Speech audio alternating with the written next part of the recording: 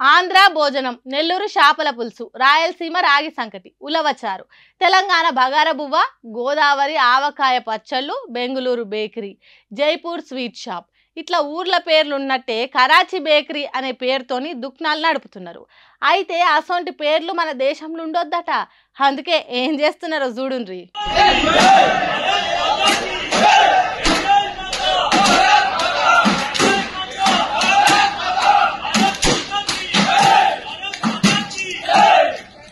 అబ్బబ్బబ్బబ్బబ్బా, పొట్టు పొట్టు చేసిండ్రు కదా షాపును.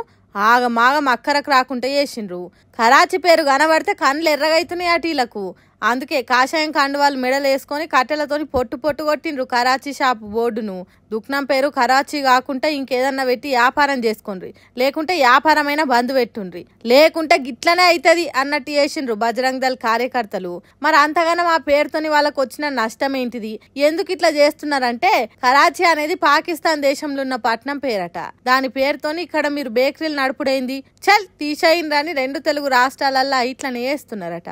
మరి అంతే కదా, పాకిస్తాన్ దేశపోడు ఇక్కడ షాప్ పెట్టుడైంది, ఇక్కడి లాభాలు అక్కడికి పంపుడైంది, ఆ దేశం పేరు పెట్టుకొని వాళ్ళు బతుకుడైంది అనే కదా మీరు అనుకునేది. కానీ ఆ బేకరీ పెట్టినోళ్ళు మనోలే, అంతేకాదు వాళ్ళు హిందువులే. అప్పుడెప్పుడో దేశానికి స్వాతంత్రం వచ్చినప్పుడు కరాచీ నుంచి వచ్చిండ్రట. పాకిస్తాన్ దేశంలో మతాల కొట్లాటలు ఉంటాయి, వాళ్లకు మతం నెత్తికెక్కింది కాబట్టి ఇక్కడ బతకలేమని భారతదేశానికి వలస వచ్చిండ్రట. కరాచీ నుంచి వచ్చిండ్రు కాబట్టి అక్కడ పుట్టి పెరిగిన ప్రేమ కొద్దీ కరాచీ పేరుతోని బేకరీ నడుపుతున్నారట.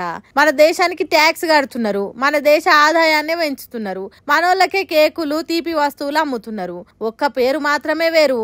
ఆగో అదే మన దేశానికి పెద్ద శత్రువు అన్నట్టు, ఆ పేరు వల్లనే దేశానికి ఎనలేని నష్టం జరుగుతున్నది అన్నట్టు కరాచీ బేకరీ చేయబట్టే ఉగ్రవాదులు దేశంలోకి సొరవడ్డట్టు, కరాచీ అనే పేరు వల్లనే మన దేశం ప్రపంచంలో నంబర్ 1 అయితలేదు అన్నట్టు చేసిండ్రు. ఇక దీన్ని చూసిన వాళ్ళు ఉత్త పేర్లేమున్నది, వాళ్ళకేదో సెంటిమెంట్ ఉన్నది కావచ్చు, దానికి ఆస్తులకు నష్టం చేసుడు కరెక్ట్ కాదు. ఇదేం దేశభక్తిరా దేవుడా అని అంటున్నారు. కరాచీ బేకరీ ఓనర్లు మాత్రం మమ్మల్ని ఆదుకోండ్రి, మా బతుకు తెరువును కాపాడుండ్రి అని సర్కార్ను కోరుతున్నారు. మరి ఈ కరాచీ బేకరీ లొల్లులు ఎంత దూరం పోతాయి? సర్కార్ బజరంగ్ దళ్ కార్యకర్తలను అడ్డుకుంటదా, కరాచీ బేకరీలను ఆదుకుంటదా అనేది చూడాలిగా. హైదరాబాద్కు వచ్చిన ప్రపంచ అందగత్తలు తెలంగాణ అంతటా తిరిగి ఇక్కడ సాంప్రదాయాలు సంస్కృతి తెలుసుకుంటారు, ఇక్కడ గొప్పతనం తెలుసుకొని ప్రపంచానికి తెలుపుతారు అని చెప్పుకున్నాం కదా. ఆగో అన్నట్టే హైదరాబాద్లో ఉన్న కళ్ళు మండవ కాడికి పోయినరు. గౌడన్నలు తీసిన నీరాను గట్టిగా పట్టు పట్టిండ్రు.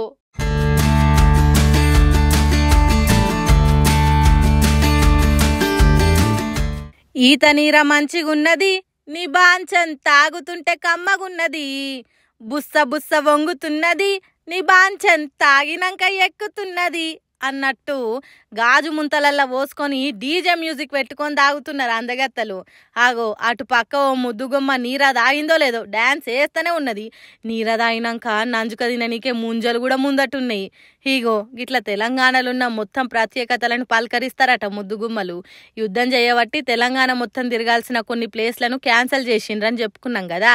కానీ ఇప్పుడు యుద్ధం జరుగుతలేదు కదా, అందుకే ఇంతకు మున్పటి తీరుగానే ఈ అందమైన బామలను తెలంగాణ మొత్తం తిప్పుతారట. సోమవారం మాపటిలి నాగార్జున సాగర్ ను, దాని పక్కనున్న బుద్ధవనం ప్రాజెక్ట్ ను చూస్తారట. అక్కడనే రాత్రిపూట భోజనాలు చేస్తారట. కొంతమంది అందగత్తలు బౌద్ధ మత దేశాల నుంచి కూడా వస్తారు కాబట్టి వాళ్ళు ఇంకింత ఎక్కువ సంబరపడతారు కావచ్చు. ఆ తర్వాత హైదరాబాద్ లో ఉన్న చార్మినార్లున్న లాడ్ బజార్ గాజుల దుకాణాలు తిరిగి షాపింగ్లు చేస్తారట. చౌముల్లా ప్యాలెస్ లో మంచి విందు భోజనాలు ఏర్పాటు చేస్తున్నారట.